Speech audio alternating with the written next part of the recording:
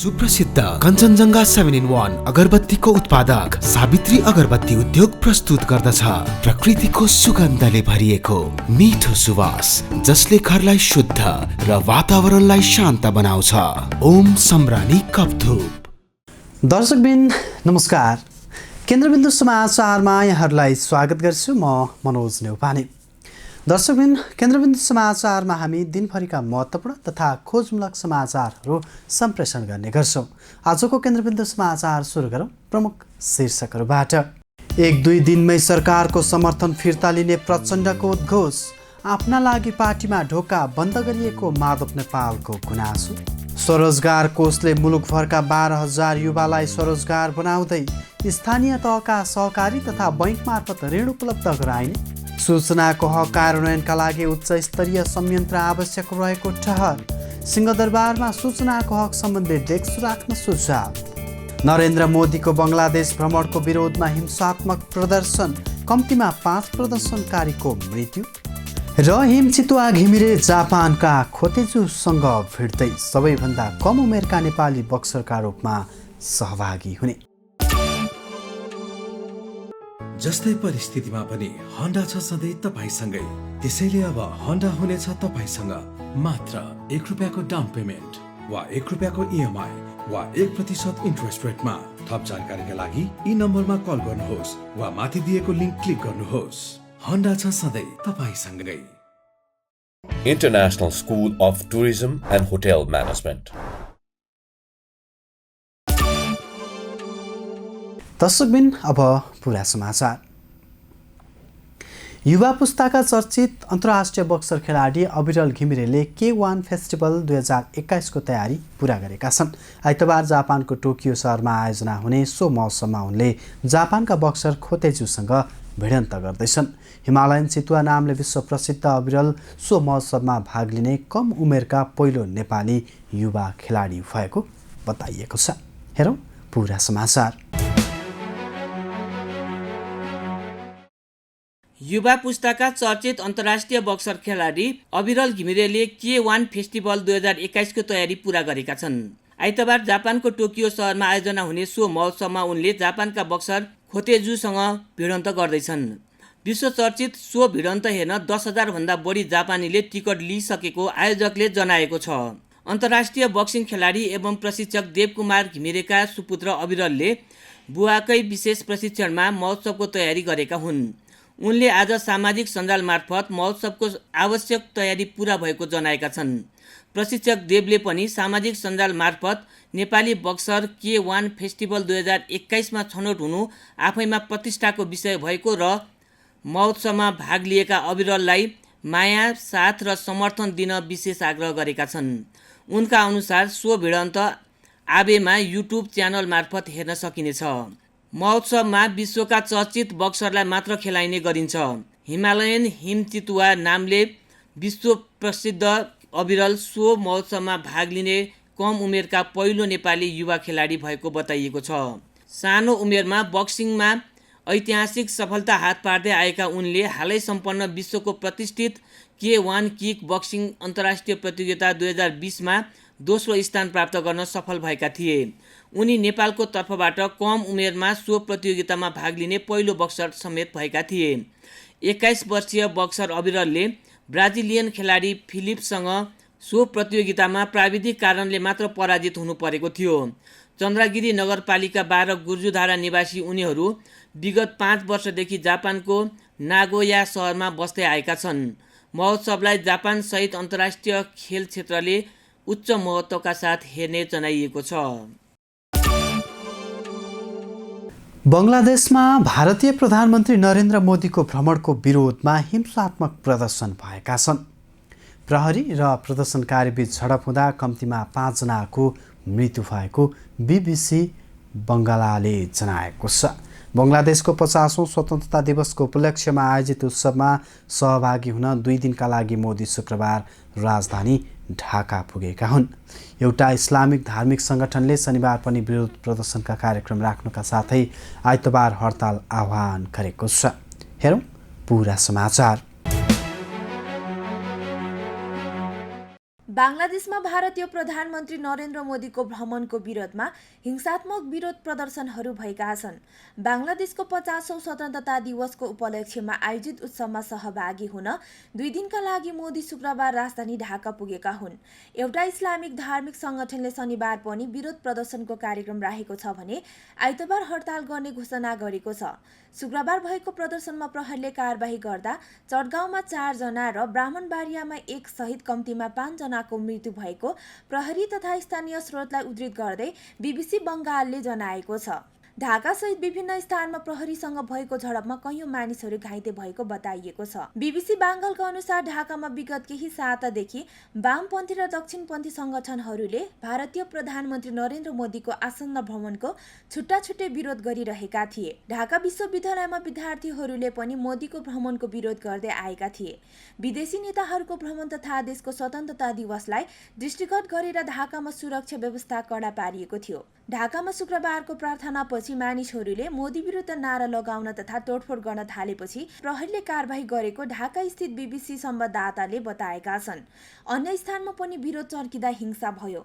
दक्षिणपन्थी Islamic संगठनहरूले मोदीको नीति मुस्लिम समुदाय विरोधी भएको आरोप लगाउँदै विरोध गरिरहेका छन्। भारतले बांग्लादेशसँग हेपेर व्यवहार गर्ने गरेको आरोप लगाउँदै प्रदर्शनकारीले भारतीय आक्रामकताको विरोध गरिरहेको दाबी गरेका छन्। ढाकामा प्रहरीले कारबाही गरेको सूचना पाएपछि चटगाउँ स्थित हाट हजारी मदरसाबाट विरोध र्याली निकालिएको बंगलादेशी सञ्चार माध्यमहरूले जनाएका छन्। प्रहरीले कारबाही गर्दा घाइते भएका मानिसहरूलाई चटगाउँ मेडिकल कलेजको अस्पतालमा लगियो। घाइते मध्ये कम्तीमा 4 जनाको मृत्यु भएको त्यहाँ स्थित एक प्रहरीले नाम उल्लेख नगर्ने शर्तमा बताएका छन्। राष्ट्रिय सूचना आयोगले सूचनाको हकको प्रभावकारी कार्यान्वयनका लागि उच्च स्तरीय संयन्त्र गठन गर्न सरकारलाई सुझाव दिएको छ। आर्थिक वर्ष 2076-77 को वार्षिक प्रतिवेदन सरकारलाई बुझाउँदै आयोगले सूचनाको हक कार्यान्वयनको समन्वय गर्न केन्द्रमा प्रधानमन्त्री वा वरिष्ठ मन्त्रीको संयोजकत्वमा समन्वय समिति बनाउन पनि सुझाव दिएको हो। आयोगले प्रत्येक सार्वजनिक निकायले सूचना अधिकारी तोक्दा प्रमुखभन्दा एक तह मुनिको पदाधिकारीलाई तोक्ने व्यवस्था गर्न समेत सुझाव दिएको छ। हेरौँ एक रिपोर्ट। राष्ट्रिय सूचना आयोगले सूचनाको हकको प्रभावकारिता कार्यान्वयनका लागि उच्चस्तरीय संयन्त्र गठन गर्न सरकारलाई सुझाव दिएको छ। आर्थिक वर्ष 2076-77 को आर्थिक प्रतिवेदन सरकारलाई बुझाउँदै आयोगले सूचनाको हक कार्यान्वयनको समन्वय गर्न केन्द्रमा प्रधानमन्त्री वा वरिष्ठ मन्त्रीको संयोजकत्वमा समन्वय समिति बनाउन पनि सुझाव दिएको हो। यस्तै प्रदेश र स्थानीय तहका सार्वजनिक निकायको हकमा प्रदेशका मुख्यमन्त्रीको संयोजकत्वमा समन्वय समिति गठन गरी प्रभावकारिताका रूपमा कार्यान्वयन गर्न गराउन उपयुक्त हुने आयोगको सुझाव छ।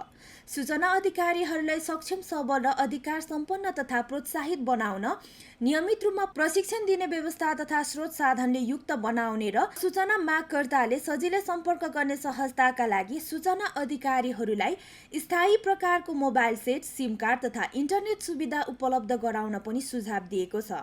आयोगले प्रत्येक सार्वजनिक निकायले सूचना अधिकारी तोक्दा प्रमुखभन्दा एक तह मुनिको पदाधिकारीलाई तोक्ने व्यवस्था गर्न सिंहदरबार परिसरभित्र अवस्थित मन्त्रालय र कार्यालयको हकमा सूचना माग गर्न सहजताका लागि सिंहदरबार प्रवेशद्वारमा सूचनाको हक सम्बन्धी डेस्क राख्न पनि सुझाएको छ। नेपालको संविधानले नेपाली भाषाका साथै राष्ट्रभाषालाई पनि मान्यता दिन सकिने व्यवस्था गरेको हुँदा सार्वजनिक निकायले नेपाली भाषामा साथै स्थानीय राष्ट्रभाषामा पनि सूचना प्रवाह प्रकाशन वा प्रसारण गर्ने व्यवस्था मिलाउन र सूचनाको हकको कार्यान्वयनको पाटालाई सार्वजनिक निकायको उच्च पदमा पुग्ने मूल्याङ्कनको आधारमा बनाउन पनि सरकारले सुझाव दिएको छ। आयोगले वार्षिक प्रतिवेदनमाथि व्यवस्थापिका संसद वा सम्बन्धित संसद समिति, प्रदेश सभा वा विषयगत समिति र स्थानीय तह वा विषयगत समितिमा छलफल हुने व्यवस्था गर्न पनि सुझाएको छ। आयोगले आफ्नो वार्षिक प्रतिवेदन प्रधानमन्त्री समक्ष पेश गर्ने व्यवस्था रहे पनि प्रतिवेदनमाथि व्यवस्थापिका संसद वा संसदीय समितिमा छलफल हुने गरेको छैन।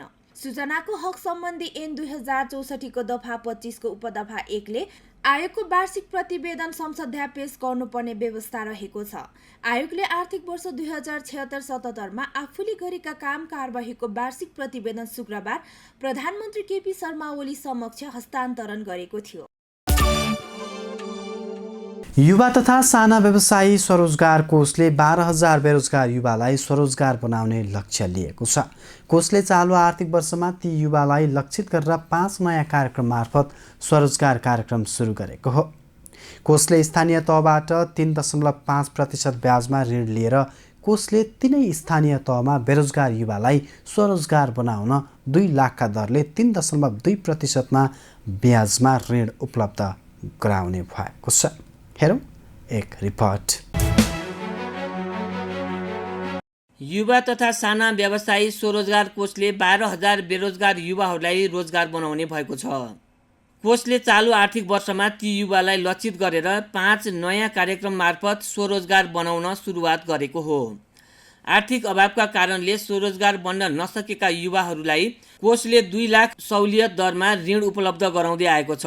सो कोषले सहकार्यमा आधारित साझेदारी कार्यक्रम, कोशी इकोनोमिक करिडोर कार्यक्रम, भेरी कर्णाली इकोनोमिक करिडोर कार्यक्रम, काठमाडौँ उपत्यकाका स्वरोजगार कार्यक्रम र तराई मधेस स्वरोजगार जस्ता नयाँ 5 कार्यक्रम सञ्चालन गरेर 12,000 युवालाई स्वरोजगार बनाउन थालिएको कोषका कार्यकारी उपाध्यक्ष डाक्टर कल्याण रोकाले जानकारी दिए।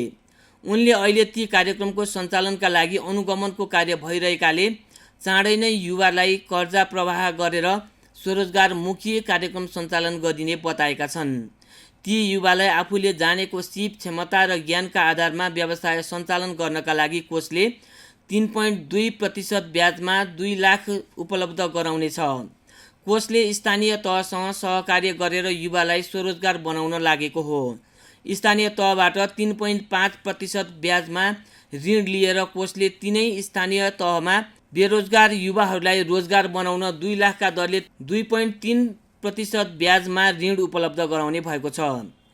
कोषले स्थानीय तहमा रहेका बैंक, वित्तीय संस्था र सहकारी मार्फत ती युवालाई 2 लाखका दरले ऋण उपलब्ध गराउनेछ। अहिले कोषले सहकार्यका लागि स्थानीय तहलाई प्रस्ताव आह्वान गरेको छ।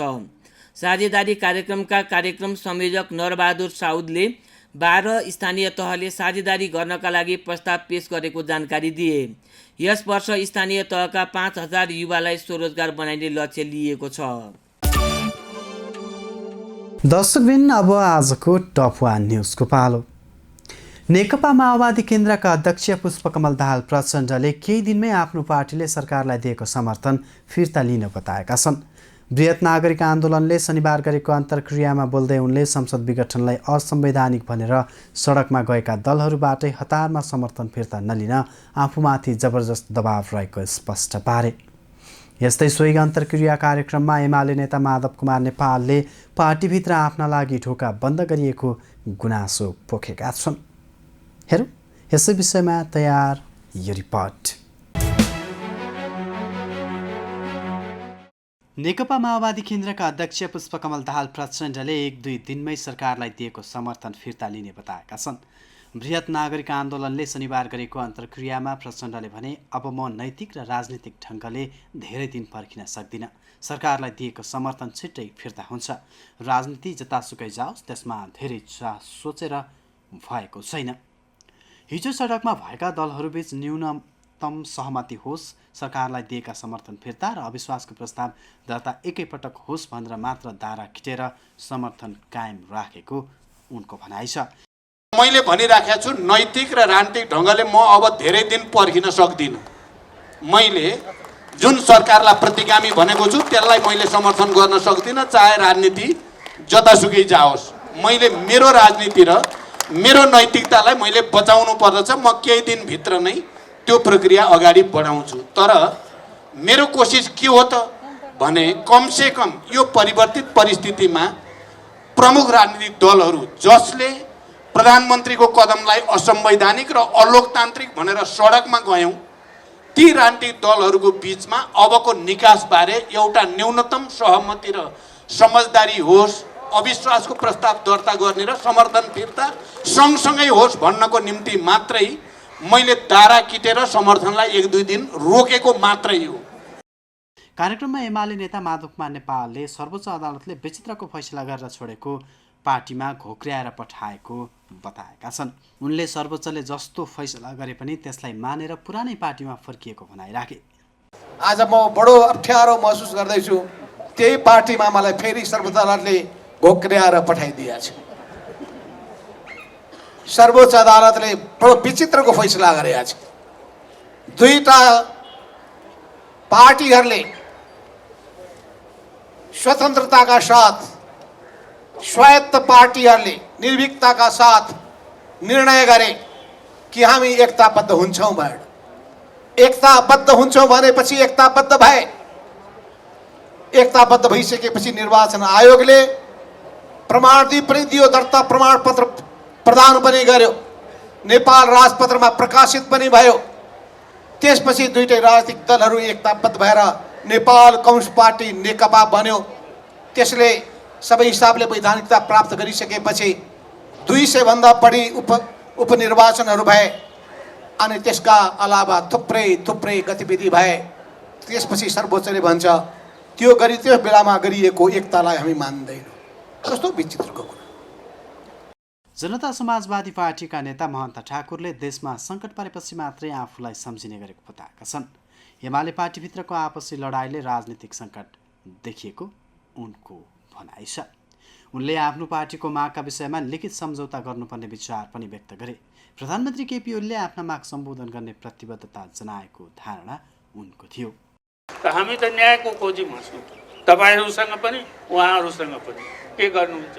त्यसपछि न हाम्रो समर्थन या विरोधको कुरा आउँछ। अहिले त्यो हाम्रो अगाडि त्यो प्रश्न छैन। यस्तै नेपाली काङ्ग्रेसका नेता डाक्टर मृणेन्द्र रिजालले काङ्ग्रेसले केपी शर्मा ओली नेतृत्वको सरकारलाई विश्वासको मत नदिने बताएका छन्। उनले अहिलेको अवस्थामा केपी ओलीको विपक्षमा संसदमा राजनीतिक रूपमा बहुमत भए पनि प्राविधिक रूपमा भने नभएको उनको धारणा छ। हस्त दर्शकबिन आजका लागि केन्द्रबिन्दु समाचार सकिएको छ। भोलि पुनः यसै समयमा हामी उपस्थित हुने नै छौँ। तबसम्मका लागि बिदा दिनुहोस्। केन्द्रबिन्दु न्युज हेर्दै गर्नुहोला। नमस्कार। कलङ्कीमा अवस्थित नेपालकै पहिलो ठुलो र अत्याधुनिक होलसेल बजार एनबिटिसी सञ्चालनमा कम्प्लेक्समा सम्पूर्ण फेन्सी तथा कस्मेटिक सामानहरू होलसेल मूल्यमा उपलब्ध छन्।